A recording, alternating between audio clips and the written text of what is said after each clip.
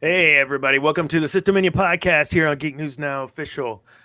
I'm your host, Dr. Dana Martin, and kind of regularly now my co host, Jay's Wing, Zane. Hello, Zane. How are you? He's a little I'm here. frozen, man. Man, Uh, look, this is how it's going to be with him, but we're going to have to just deal with it. College, apartment, you know how it goes, right? We have a very special guest. We'll come back to you, Zane. Very special yeah. guest, though. Cynthia, Miss Bradford, Drama Llama Mama, Donna. Geez, the list goes on of who you are and how many hats you've worn. But welcome to the show. Thank you for being on the Sith Dominion. Thank you for having me. I'm excited to be here. This is cool. I don't think a lot of folks get the opportunity to be on a podcast together twice. Wait, hold on. We've been on a podcast together way more than twice, but we've been on two different podcasts together. And we've also been on two different TikTok lives together. I think there's a break in the space-time continuum. This but I made a joke on the worlds are colliding, and the worlds collide tonight for many reasons. Some of which are anytime my son is on, the worlds are colliding. But with Cynthia, man, what an awesome influence musically in my life, an awesome influence as an actor, as taking direction. She's been very influential in all of that within theater. And so her being a teacher and her experiences with that, I really wanted to get her on today and talk with her. So we're gonna like dive into her stuff a little later. But I wanted to not everyone that saw the TikTok or watching now and vice versa, Cynthia. So I'd like for you to introduce yourself and tell us just real quick about your Star Wars introduction. My name is Cynthia Bradford. My Star Wars introduction, I was a 1976 baby. So right after Star Wars came out, and I was an avid fan as a girl. That was unusual in my town. And so at recess, I would play Star Wars with the boys, and they were super excited to have a girl play. So I was obviously Princess Leia. I couldn't find it. I have a Princess Leia doll I made in art class. It's horrific, but she has the string buns, and then I overdid the lipstick. But so I would play Star Wars with the boys. I remember going to see Return of the Jedi in theaters. I remember seeing Empire Strikes Back in the theaters. Just been a huge fan.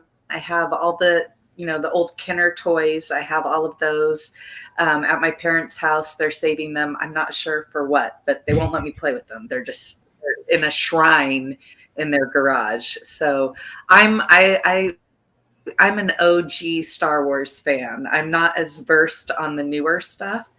I've seen the newer movies. Have some strong opinions on them, but yeah, I love Star Wars. I've always been fascinated with it, especially the dark side versus the Jedi. It's the classic tale of good versus evil, but obviously your podcast looks at the more in-depth layers of evil versus what they have to be. So Yeah. No, that's totally the point of the show, right? Is exactly that just don't look at things as so dang black and white when it comes to storytelling, right? And the lessons that we can learn. Wow, and that's also huge for theater. So one of the other big pieces of Cynthia's life, and one of the reasons that we came to meet each other was through community theater and being in shows and the music stuff. She was the very first person that really kind of opened me up vocally on stage, and that's something I've always been on stage playing music or whatever, guitar, for rock bands or whatever. But when it comes to like musical theater, that's a whole nother animal, and she was very instrumental in that in my very first show. Like, always thankful, Cynthia. Thank you. So, and I can't wait to kind of touch on some of that too, because there's always theatrics in the dark side, isn't there? Oh, so awesome. So we have a bit of news, and we're gonna break from Star Wars because someone really important to geekdom and fandom passed away this week, and her name was Arlene Sorkin. and she was the voice of Harley at the very beginning. Like, would Harley? The question I asked, I think, in our outline for tonight was, would Harley Quinn be Harley Quinn without Arlene Sorkin? And if you know anything about that, I know you do, Zane. I don't know, Cynthia, how much you know about old Harley Quinn, but I would have to I'm just gonna say no. I think that voice was what made her. But you guys go. I don't know, Zane, or are you locked? Yeah. No, I'm here. It might not show me, but I'm here. Honestly, I think it really made her stand out. Yeah. You know, in everything, and my camera died. In everything that's been with the Joker and everything, Yeah. They all had this more uniform-ish man voice, and so having someone like Harley Quinn with this more, I don't want to say Boston accent, but it was a very different. It really made her character shine through a lot of the more sidekick type stuff. I would agree, totally. Do you have any experience with old Harley Quinn, Drama Llama Mama?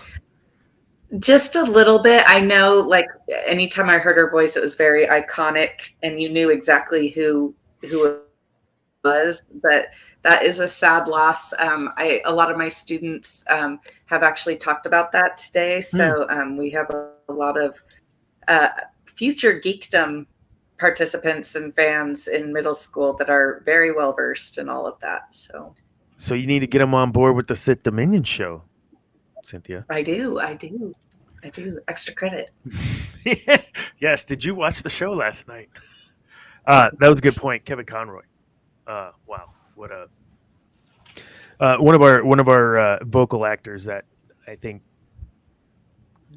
personified like what it means to be a respected voice actor. So I think sometimes when we look at these panels and these cons, and I think sometimes you can see folks get a little annoyed or what have you. But any story I've ever heard of Kevin Conroy has been something that was very memorable and was not something. I'm trying to look up here that I can find that exact.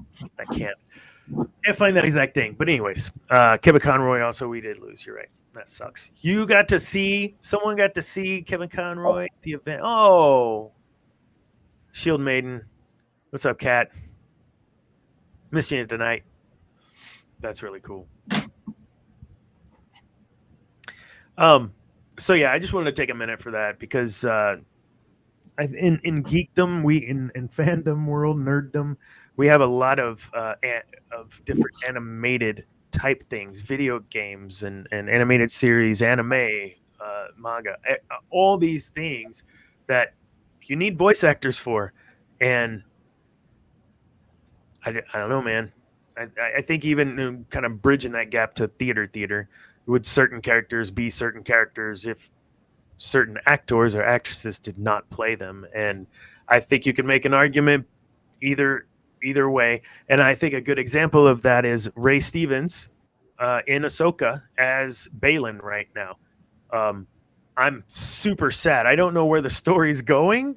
And actually it's on right now, of course. Of course, they change the date of Ahsoka to the day that our show is. Just want to throw that out. Just please. So yes, I think the actor Ray Stevens, sorry, jumping in this, and he passed away too. I don't know. I'm kind of at a loss. That's a lot of geekdom lost there. And I think it's funny too. You guys, if you were to say Princess Leia, I don't know, it would be your favorite. Who was your absolute favorite? Wait, hold on. Let me guess this. Han Solo. Well, of course. I mean, Han Solo. Yeah, favorite was always Han Solo. But as I got older, I really liked Obi-Wan's arc. I really loved seeing them go back to Ewan McGregor. I was a huge Ewan McGregor fan. because of Star Wars. And then he did Moulin Rouge, which was like, marriage of two of my favorite worlds. Moulin Rouge is good. But yeah. And he's I think he's such a brilliant actor. I thought he carried the Alec Guinness role very well. As the younger Obi-Wan Kenobi. But also in the newer ones, I'm a huge fan of Poe. Love the actor. I really feel, I think I said this to you the other night on the live, but the Star Wars franchise has done a good job of taking kind of obscure actors and making them iconic. Whether good or bad for their career, sometimes that's all they can do or be seen as. But I love that Star Wars has done that for these. And like you were saying with these voice actors, it becomes who they are and the identity associated with them. So. Yeah, and you'll see at these Comic-Cons where people line up just like they would for Hayden Christensen. Like they'll line up for Arlene as well, like just to get a chance to see them and talk to them and get their autograph. That amount of influence and impact, flip into the leadership and business side of things, and personal growth. I mean, that sort of influence is earned. It's not like right out of the box people were down and loved it, right? I mean, that voice for me was kind of Fran Drescher-ish at first. I did not appreciate it at all. I don't even know if any listeners know who Fran Drescher is, but the nanny. Very annoying voice. I don't know if Zane, you're still here. Are you still here? I'm still here. Okay, well, it looks like you're crossing your fingers like your video's going to work at some point. That was a crossing fingers at the Let's Hope It's Not Mark next. Oh yeah, I needed to pop that. Yeah, let's please don't take Mark. And then of course Kat's immediate response is don't put that Darth Sion, don't put that on yours. Oh my goodness. He's too good. That's true, man. Don't speak that. Don't you put that on me, Ricky Bobby. I need my Joker. All right. We'll take a detour here. So that was our HoloNet news. We're talking about Arlene Sorkin passing away. Darth Sion is kind of the deep dive tonight, and we're gonna, as always, kind of mix our deep dive and our Korban corner a little bit. And I wanna come over here and talk about Cynthia first. So she's currently a theater teacher. She would play Star Wars, as she told us at recess. She would go do like these karate kicks to people. She told me, like, because she thought she was tough. She was in love with a kid that would be Luke. They would swing on the rope tire swing stuff together, like in that scene.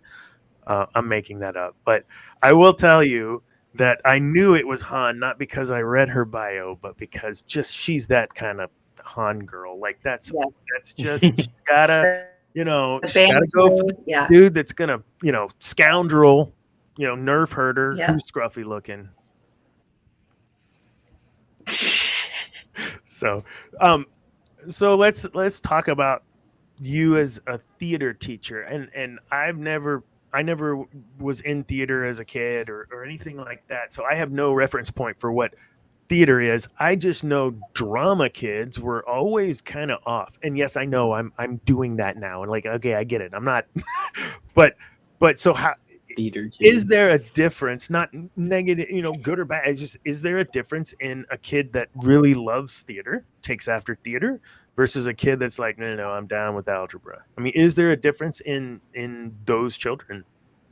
I think so. So I'm a huge advocate for the arts, particularly for kids who struggle in other subjects, because those kids that are deemed the bad kids, to quote your air quote, to follow up with your air quotes, those kids that are deemed the bad kids in other classes are actually the leaders in my class.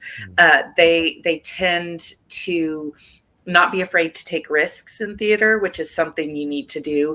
They tend to take charge. That energy that is deemed, that labels them a bad kid in the other class is exactly the energy I'm looking for in theater class. So those kids that dart around the room that can't sit still, those are the kids that are plotting in the other class or daydreaming in the other class are the ones that succeed in my class.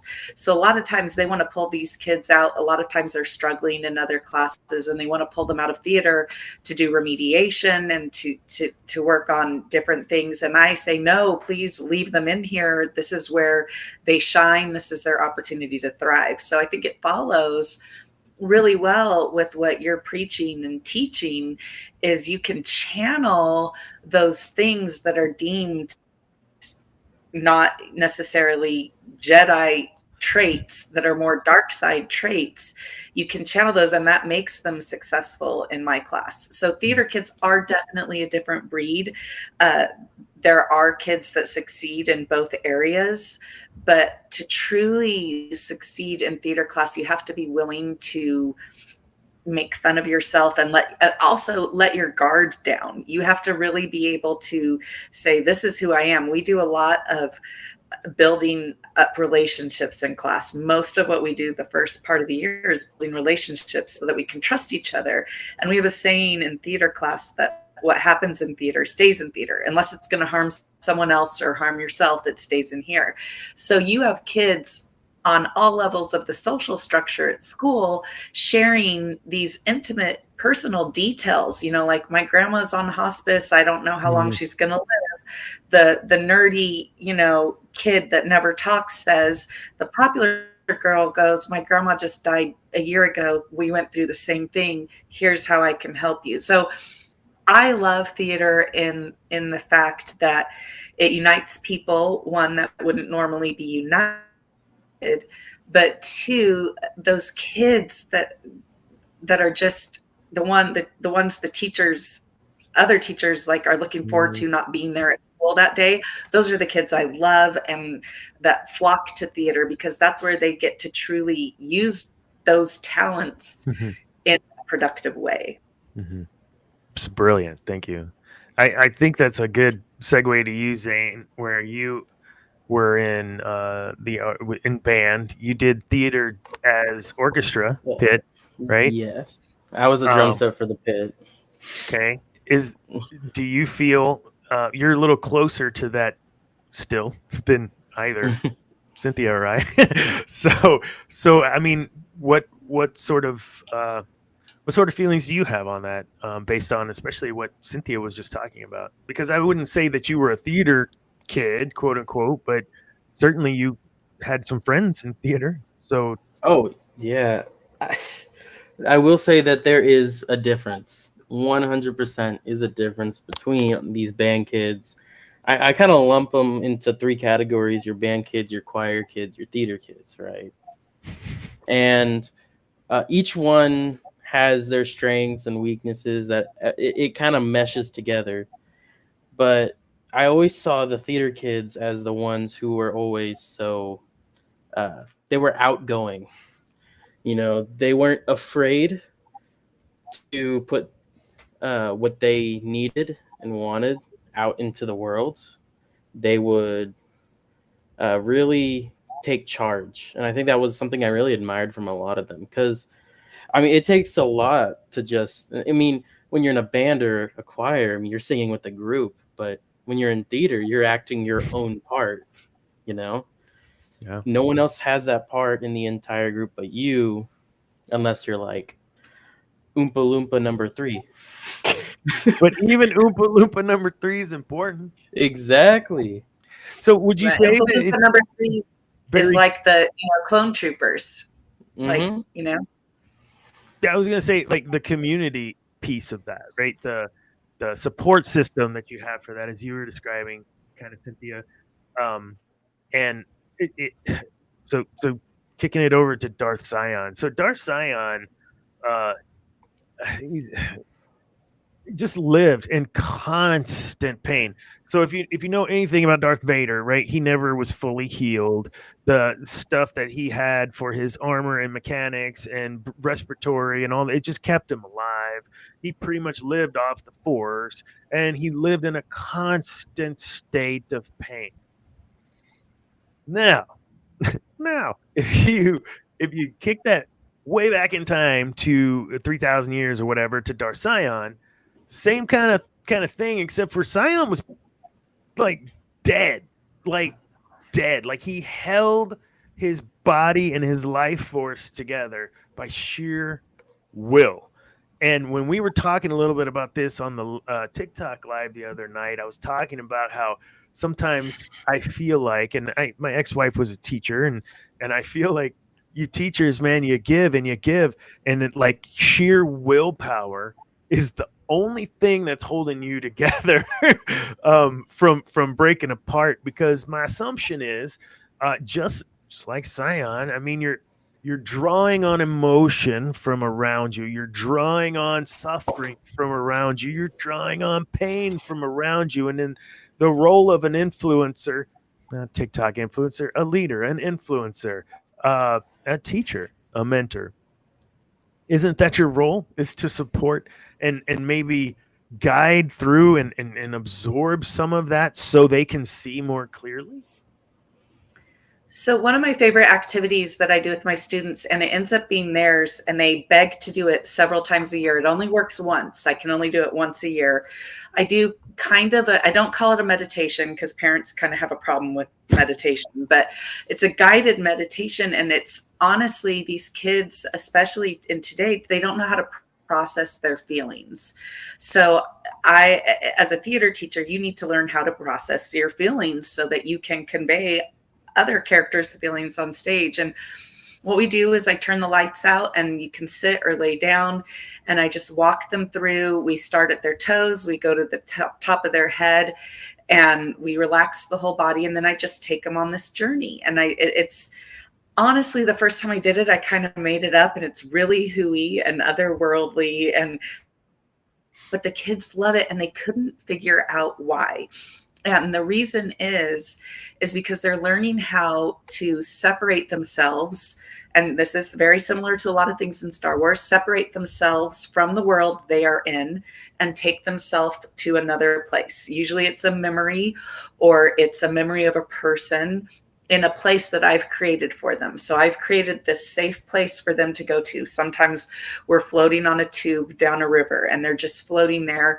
And when they're done, I have to guide them back into the classroom, because if you do it too abruptly, I have to make sure I end 10 minutes before the bell rings, because they have to be able to come back. It's this flood of feelings. And you would think this would be the easiest day of theater for me, because all I'm doing is you're going down a river. But that end of that day, I am so drained, because a lot of these kids are bawling. They don't know why they're crying. It's because they just had this experience where they removed themselves from school and took themselves to a place they may have never been before or explored. Mm-hmm. So yeah, as a teacher, you're constantly giving, and you're also receiving. You know, I'm sure Zane probably spilled the beans on a lot of things at home to his teachers without even realizing it. His teachers knew a lot about you that you would not have wanted them to know. These kids will tell you things, good and bad, and you have to process that. And I've had kids tell me things that legally I'm required to report, and they've begged me to not report it, and I have to. And that's damaged my relationship with them sometimes, because it involves their family. So yes, as a teacher, there are days you're holding yourself together, but these kids just give you so much back too. You know, they give you so much back. So hopefully that answered your question. Totally. And Zane, from your perspective, still a student even today, or no? He's gone. That's okay. Oh no, here he is. Hold on, no, it froze. It froze a little second. What'd you say? I was saying, from your perspective, like as a student, being in a situation like with your, section leader or your lessons, if you had private lessons, or with your band director, just knowing that you're frustrated or what have you, knowing that there's a mentor, teacher, leader there, that one you trust, that you could be vulnerable and ask for help, which is huge. Cynthia, in your position, to show them strength with vulnerability is a fine line to walk so that they can trust you, right? So Zane, from your perspective, looking up at a teacher, did you have a teacher influential like that for you, where you felt like they continually just absorbed everything from every student? There were very few teachers that I think a lot of people had a really close relationship in that aspect. And I think it was because of in our district, a lot of the teachers here aren't getting paid enough, and they're just living a really hard life to where it is hard for them to connect to their students on that level. But as I said, though, there were those few teachers like the band directors, or I can remember my English teacher my senior year, where no matter what, you could be as sarcastic with her and she would rebound right back at you with the exact same energy. But at that same point, that almost was a kind of respect that you both gave each other. Mm.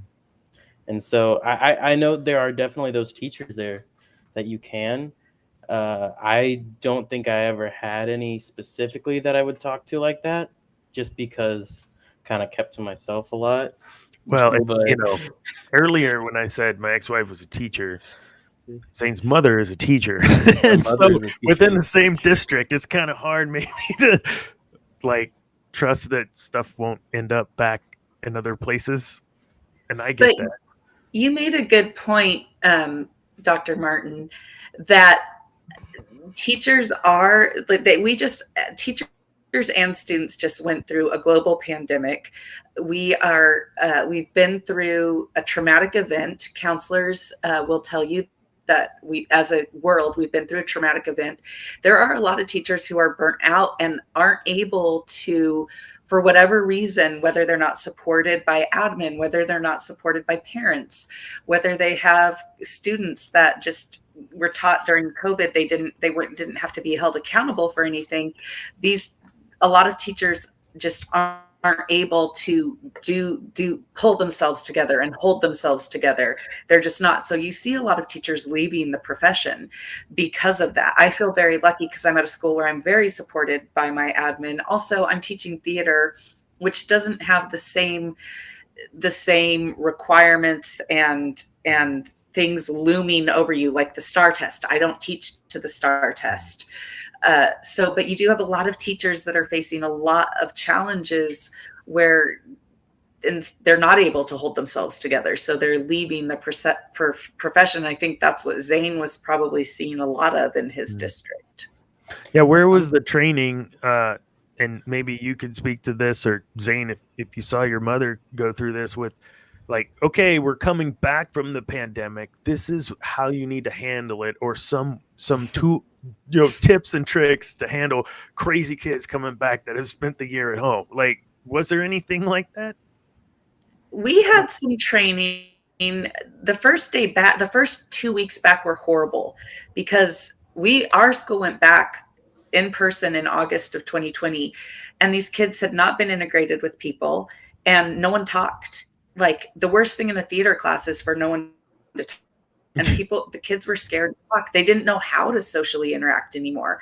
I don't know on Zane's perspective what he saw, but at my school, it was a good month before kids they were scared to speak to each other because they'd been at home. And if you spoke to anyone outside your family, you could possibly get COVID. And that, so Zane, I don't know what you saw. Well, coming from a more redneck area, I would say it wasn't more of the quiet, but it felt a lot louder than usual, almost like on the opposite side of the spectrum, where a lot of people were more vocal about their beliefs just walking in the hallway. And I just think that was crazy. Yeah, that is an interesting dynamic. Especially in Texas, where there's different ends of the spectrum all living together in a happy town. But I will tell you, to that point, to segue into another little bit here, the diversity that occurs within a theater stage I don't know any other diversity like it. And I say that from the color of your skin to your religion or your faith or lack of or your whatever. It just doesn't matter. Like, we're on stage and we're performing together. Um, people would know who I am and what I stand for, and know that in my heart I'm a lover, not a fighter. I'm passionate, and I think you would attest to this, Zane, within band and the arts, right? And then of course, Cynthia, you see it on stage with me in the theater, but then also in your kids, just that diversity. You touched on it, I think, earlier. Absolutely. And how does that diversity, though? So this is one of the things that I really like to look at in business is that diversity. If you want to be successful, then you have to have other ideas than what's in your own head. Your own ideas in your own head are only going to take you so far, because no one person is an island. And getting to a goal is where you learn. The goal, where does it end? It's not an event, it's the learning that takes place towards the event. And so when you look at that, change is not an event, it's a process. It makes more sense to me that I'm going to want to include everyone I can that's going to make me successful. Where everyone I can that makes me successful, I'm trying to look for where I have some sort of prerequisite from where you're from, or what you eat, or what. I don't care. What do you do? What can you do to make my vision, help me make my vision complete? Darth Sion was the same way, and his problem was his passion. See what I'm about to do here. So part of the fan theory piece for a little later too is we'll talk about it now. I don't care. Where are we at on time? Oh, we're fine on time. We'll do it now. So one of the fan theories I was looking at, I actually thought this through the series. So in the Knights of the Old Republic series, you have Darth Sion, who's Lord of Pain. He's whatever, part of the Triumvirate. But he has an apprentice too at one point, Mitra. And one of the things about when they were doing whatever they were doing together, he started to kind of have feelings for her, I think, in a way, just like Ventress. Zane, you were on the Ventress show, right? Mm-hmm. Didn't we talk about that? What's his name having feelings for Ventress? That Jedi guy. Yeah, and it blinded him. It blinded like his passion and his. So the theory is that his passion and feelings he started to have for Mitra, his apprentice, caused him a very small lapse in judgment, which caused his demise. Now, the flip side of that is it's because of that, and this is where the theory comes into play. It's because of that maybe he had redemption. Because of his love for Mitra, he had redemption. Because of Vader's love for his son, Anakin had redemption. So I don't want to dwell too much on that fan theory, but I think it's important to point out this is exactly what we've been talking about, because within theater, as a teacher, why are you a teacher? Because I'm passionate about kids. Why are you in theater? Well, because I'm passionate about being passionate on stage. Why are you in band? Because I'm passionate about banging on the bongos. Why are you doing this podcast? Because I'm passionate about leadership, and I just want to share what I know with people. I'm not getting paid for this yet. Maybe one day. So thinking about that, take. I don't want to put anyone on the spot, but is there a moment in your life that you could look back like Sion and think there was a moment of weakness that in the end kind of opened up and showed me something about myself? So in Sion's moment of weakness, he gets taken out, but he realized something more about himself than what he even thought he was, and he finally had peace. So is there something hey, I don't, like I said, I don't want to put you on the spot and make you share something crazy, but anything that you've done that maybe a little questionable, but it helped you understand who you were. I'm going to let Zane take this one first while I Oh, thank you. Yeah. Oh, yeah. I'll be careful. No. Nah, I got this. I'll do something very recent. So I'm on the Overwatch team at Texas State, right? Or at least I have been. Who knows? Maybe I'm not going to be on it this next semester. But I think one of the biggest things for me is that I play main support, which is just characters who heal.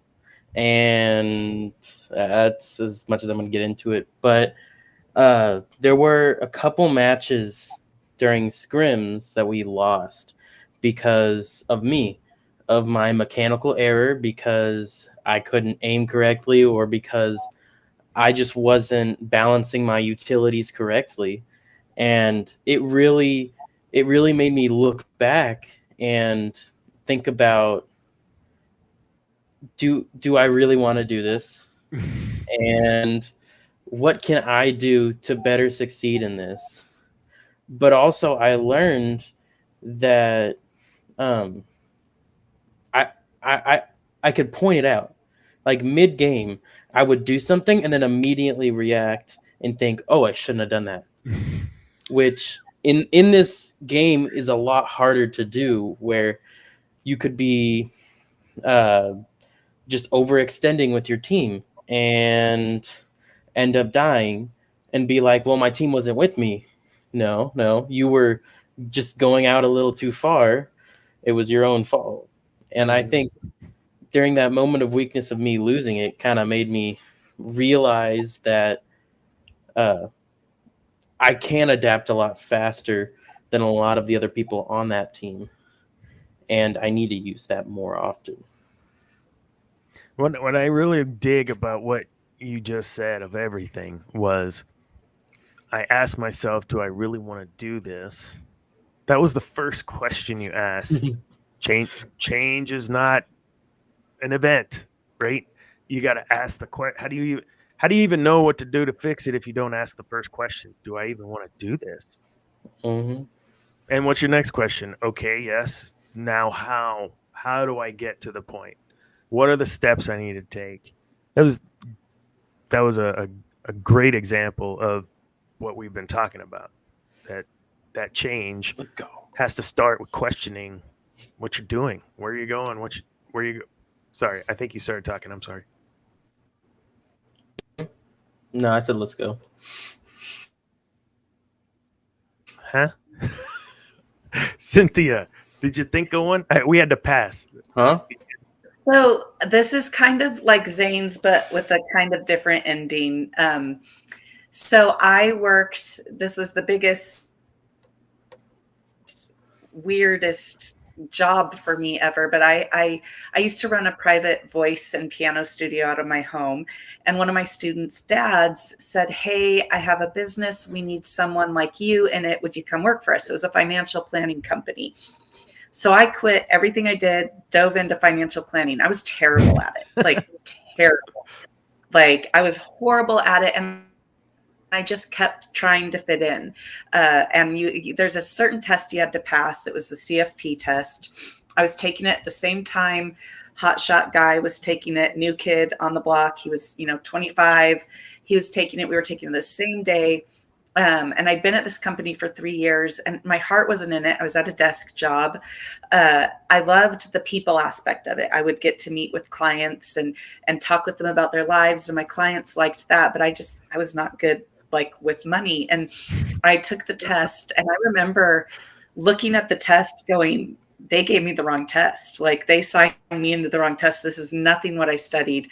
I bombed the test, like bombed the test. Jeez. And the joke at the office was no one who failed the test still works at the office. And here I failed the test and this other guy passed it. I'm sure he got a medal of honor or something. I'm still bitter. It's like, but so I went back and I'm like, I don't like what I'm doing here. And that's hard because like you get in a groove, and I have insurance, I have a good paying job, Mm-hmm. and if I stick around and pass this test, I'll get paid more. But I was overweight. I was miserable. I was working 12 hours a day. I'd gained a ton of weight working at this job because I didn't feel good about myself. And at the time, I was like, I don't know why, I just started looking into teaching, and the school was being built here. It was a charter school. I needed an alternative school for one of my kids, and went and talked with them. And we were just talking. I was talking with the principal, and she's like, "Oh my gosh, you'd be perfect for our theater, our theater department." I'm like, "Well, I don't have my teaching certificate yet." She's like, "As long as you're enrolled in a program, we can hire you." And I had just enrolled like the week before. Oh, wow. And it's a huge challenge. Yes. Do I want to keep doing this? It was the safer option for me to stay at a job I hated, that I was not successful at, that made me feel bad about myself daily. It was terrifying to switch careers. I was over 35. I was over 40. Oh my gosh, I was over 40 at the time. That's terrifying. Dana, you're doing it right.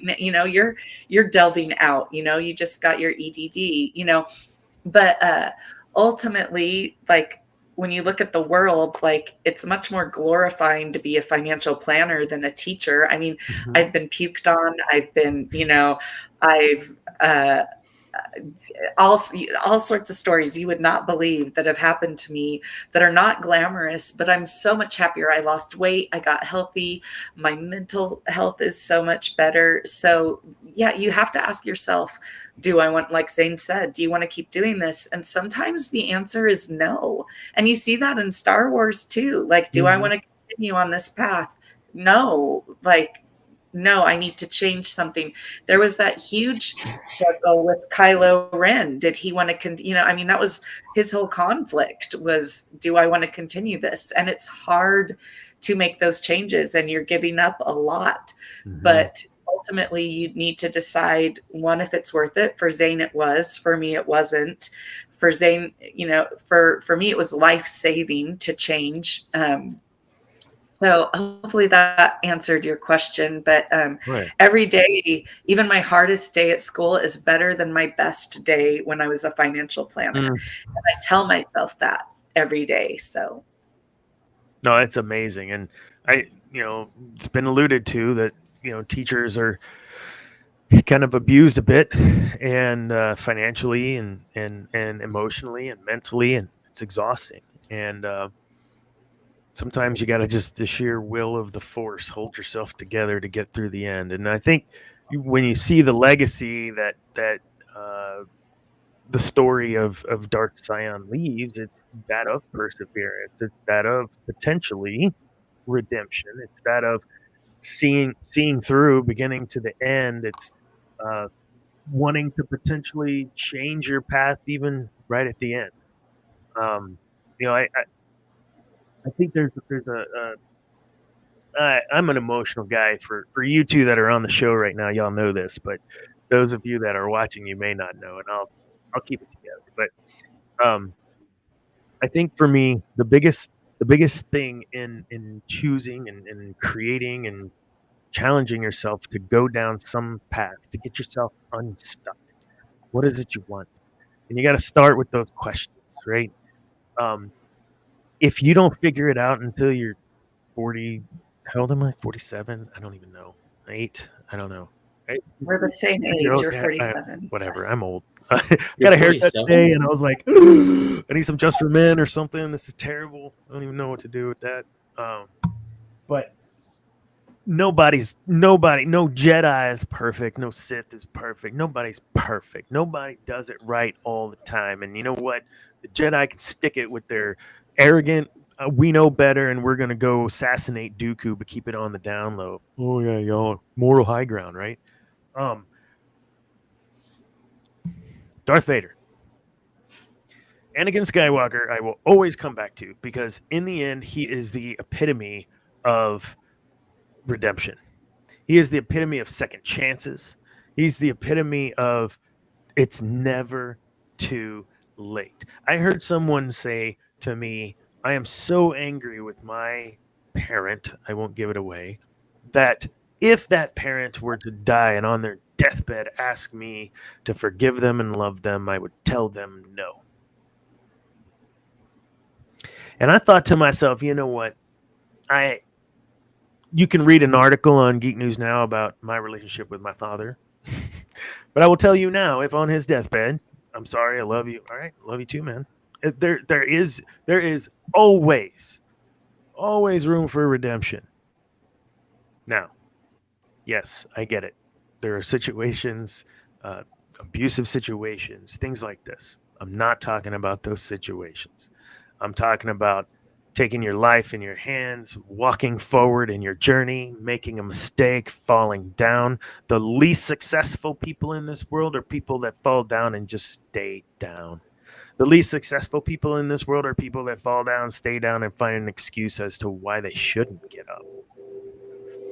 The most successful people in this world are people that are positive.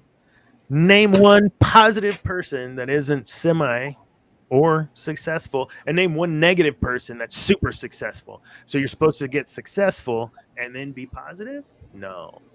Be positive to be successful. Darth Sion, passionately positive about taking over everything. Well, I thought that was a good way to put it. I'm trying to be influential, right? It's influence, not So kind of bringing all this back to our teacher friends, our theater friends, how collectively what made the Sith unique, in my opinion, up until Palpatine, was their diversity. They were very inclusive. They did not shy away from bringing on apprentices, and they did not shy away from creating small little assassin groups or whatever. The Jedi were quite inclusive, and I think the lesson out of that is your arrogance can blind you if you don't realize that your diversity is important for your success as well. Wow, I've been talking too much. Just a lot of stuff. This was a really meaty episode. We talked about a lot of stuff, man. And this was fun. We're going to try to wrap it up and do a little recap. Cynthia and Zane. Zane goes to college. He's in his marching band. I don't know. Do you want me to tell? You can tell him. Where do you go to school? It's up to you. I go to school at Texas State University. Texas Go State Bobcats. University. Eat 'em up. Don't watch. What? Huh? What'd you say? I said eat 'em up. Eat 'em. Is that your thing? I don't know. Yep. All right. Eat 'em up. And Kylo Ren's your guy. Gotcha. All right. Oh my gosh. Cynthia, what do you got coming up? What do you want to kind of promo for folks that'll see this within your circles? Oh, geesh. I don't have any. Well, I am directing A Christmas Carol at a theater company in November and December, so we need people to come out and audition for that. I'm excited about that. I'm wrapping up a year. Every year I make a physical goal, and this year my physical goal was to run a half marathon every month. And so I just did my August. I've hit every month far. So was that what you did at like in the middle of the night? Yeah. Oh, yeah. Oh. That there's a whole episode we could make out of that with about dark and light, and just my lamp went out my last mile. Like I didn't charge it enough. And the whole way you stay on course is with reflectors. And like, if you don't have a light, you can't see the course. It was a whole lot, but we are having you on for another episode to walk through that, because that is 100%. Talk to me offline about the story and I'll get the right Sith Lord for it, man. Totally. Definitely. But I'm excited. I'm taking, I'm taking a break from the theater, kind of talking back to what you're saying. At times you need to know like how to find yourself and your redemption and who you are. And so I'm really using this break to explore other passions that I have. So Cat. I've never done one ever. Total. Well, I don't know. The Wedding Singer, I probably did. That was rough. Zane, what do you got coming up? You got some shows, right? Yeah, I got a gig coming up this weekend in Austin, Texas. At the Little Saloon? The Little Longhorn Saloon, Little yes. Longhorn Saloon. From 9 to 12. They have their own Twitch channel. PM. I'm cooking 9 to dinner. 12 PM. I kick it on, man. Yeah. I'm 13. Oh, the whole 13. Man, I saw this. I was like, what? What an odd amount of miles. What are you talking? Oh, yeah. Yeah, I'm terrible. Jeez. So Little Longhorn Saloon. Yeah, they got a Twitch. I kick on, listen to those guys, man. They rock.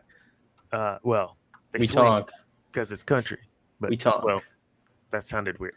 Just move on. We're talking. What else you got? You got some marching band stuff, right? Yeah, I actually have marching band the week of the 16th.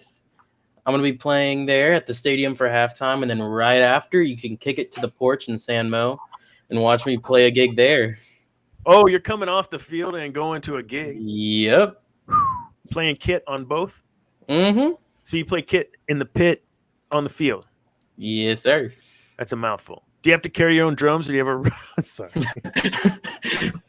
Little drum tech guy? Hey, Zane, I got you. No? Yeah. No, I don't have like a little elf running around. So I will say I did get to see him play live with the band Bo Moore in the back 40, and he's in the back 40 on the drums. And wow, I mean, yeah, of course, like I'm a dad, so I'm like, it's awesome. But I'm also a musician, so you know, if something happens and Zane knows it happens, I will see him catch my glance as I'm looking at him because I hear it happen too. It's like this. Yeah, we know. So because of that, like if you sucked, like I'd tell you, I wouldn't be like, yeah, go watch my son. You know that, right? Yeah, he tells me every single day. It's okay. I have high. Well, now what do you have coming up? What do you have coming up, Dana? What do I have? What do you have? We've got one more show next week. I know I had said I was going to be off 2 weeks, but my travel for work, my real job, my paying job got rescheduled. So we'll have one more show next week, and we'll be covering Darth Treya. Ooh, Darth Treya! Finally. Why you got to sound like a Skeksis? we need to do a Dark Crystal episode. Ooh. Oh my gosh! I know, right? But it's dark. It's got dark in the title. I don't know. We'll figure it out. Maybe we'll go on Geek Gauntlet and we'll all do this big thing. So then I'm off a week, and then we'll come back because I will have to do that travel. But man, I'm starting to do some more content on TikTok, like voiceover stuff, and just talking about a few things, and doing lives every day within the noon hour. Just depends on my work schedule for 20-30 minutes. Just talking out loud and interacting with whoever wants to join and talk. So that's kind of what I'm doing right now. I do, hope that some folks will find me on Upwork or Fiverr and hire me to be their leadership coach. That would be awesome. So yeah, that's it. Okay, I had to do that pause so that we're all like for the screenshot. Okay. Good screenshot. Have my head Do I have to pause? Oh, I do have to pause? have this. We talked about this right before the show. We did TikTok live a couple times between two of us or whatever, and there was someone I had met in one of these little grow rooms that she had some Sithy kind of dark side stuff on her posts, and I just want to shout out no one broken. Just shout out to you if you watched the show, because you have been totally awesome following us and liking our posts and everything. So thank you. Yeah. Yes. So go like and follow her. Don't like to do this, but if you don't subscribe, like it makes it more difficult financially on us to do all this. So please subscribe. Subscribe and like and all the fun things. We have so many shows on this channel. I just said we can do Skeksis probably on Geek Gauntlet because that covers games, anime, everything. So yeah. You need to get merch. I need to get merch. Ooh, I do have a couple of cool things. Ooh. But I don't have them for sale. I think I can show you one of them.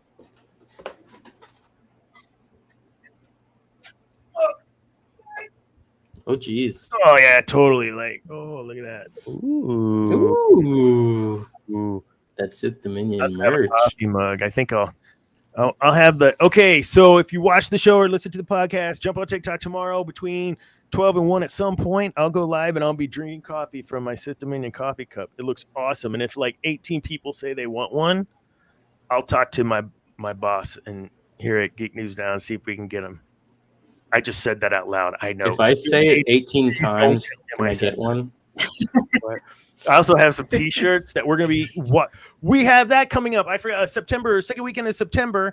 Like, no, I don't know. God, the 12th, 9th through the 12th. What's the we have College Station Comic Con. Do you have something to do that weekend, son? The 12th, 9th, 8th, 9th, and 10th. College Station Comic Con. I might have a game that 9th, but other than that, I'm free. Okay. College Station Comic Con, Geek News Now, me as Dana Martin staff writer and host for Sith Dominion. We collectively, whatever. We'll be marching around there, interviewing people, talking to people, having a good old time. So that's coming up too. So if you're at College Station, Bryan College Station area, or Central Texas area, come out to the College Station Comic Con and say you saw the Sith Dominion, and maybe I'll get. I think I have some stickers too. Maybe get a sticker. I don't know. Get something. Okay, there I go again, just rattling off my mouth. All right. No, I love it. I love it. It's awesome. Well, and so yeah, I mean, there's so many. We could talk forever. Other podcasts, I don't say as much, but that was because there was plenty of other people to talk. This podcast, I love it because I get to just job. Just kidding. Hey, honestly, folks, I do appreciate everyone that does watch. We love having the interaction. I had one more last thing. I promised that I would pull something from our discussion online, but I don't know where it just went. It was... Here it is. So I had asked the question in where did I ask this? The GNN Greats group, and I also asked it in Star Wars Geeks of the World Unite. And I said, while Darth Sion is undoubtedly aligned with the dark side, he has shown moments of hesitation, especially in his interactions with the exile, Mitra Surg. Do you believe there's a possibility of redemption for characters like Sion, or are they too far gone? So we talked about this. We had a good conversation about that, but what does someone else say? We had two, I think, really, really good comments through this. The first being Darth Zana from the Bane books. We talked about Bane. We talked about Zana on, like, what was that, show 3 or 4 or something? So go back on YouTube and check that in the playlist. We talk about Bane and Rule 2 and Darth Zana. And we do touch on her conflict that she had, and that was a bit that we spent a couple minutes on. That that Zana had some conflict on wanting to fulfill her oath, but that she wanted to be a Sith, and she didn't know what she. Just a brilliant piece that was brought up. Thank you, Andrew. And then Cam. This is a good one. Cam, he's a host on Cam in Focus, and he's also one of the co-hosts on the other show, Cantina Happy Hour, that I've been on. And I like his response. He said, I wouldn't say he's worthy of redemption, but that doesn't mean that he doesn't deserve to be thought of as a person. A character can be evil, but still think and act as someone with multifaceted thoughts and actions. I thought that was brilliant. He goes on to compare it to Vincent. That's Tom Cruise plays Vincent in the movie Collateral. Star-studded.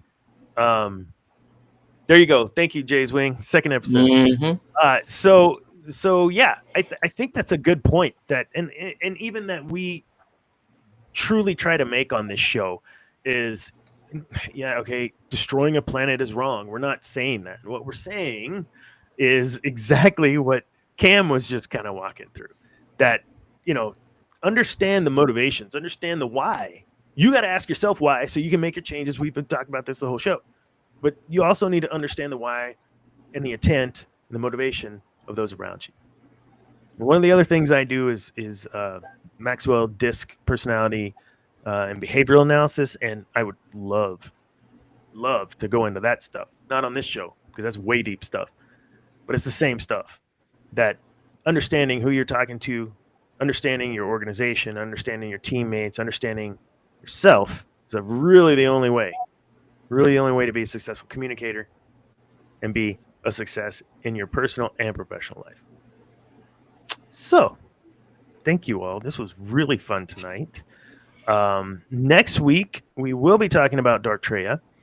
Don't know who the guest is yet, but we will have a offline conversation, Cynthia, if you'd like to be on again, and we will make that happen. I'd love to be here. Thank you. Absolutely, and I'd love to get on your live again because you're such an influencer. That is a funny TikTok. If you ever find it, weed it away in her list or in the Diva Dad Dana playlist. That's my other account. It's pretty sad, actually. So, with that, any parting shots? Cool. Zane, you're still frozen with your fingers crossed, and I think it's brilliant. It is. Doc and Co. Awesome. Thanks for Yep. Agua had to jump on in the last minute. What's going on, man? Thanks. Appreciate it, Agua. Cynthia, you again, thank you for everything above and beyond that you do for all of us. So, all right. Well, I'm Dr. Dana Martin, and this has been the Sith Dominion. Catch us every Tuesday night at 8 p.m. Don't forget to like and subscribe, and you can check us out on YouTube at Geek News Now Official. You can check me out on TikTok at the Sith Dominion. You can check out at Drama Llama Mama on TikTok, and Zane is at Jay's Wings. Jay's Wings. Wings. All over my TikToks. I have those. I tagged you guys in those. So check out those TikToks. Yeah. All right. Well, folks, it was great. And we will see y'all next week, and we'll talk about Darth Sion. Remember, kids, peace is a lie. Peace. There's only passion. Good night. Night, folks.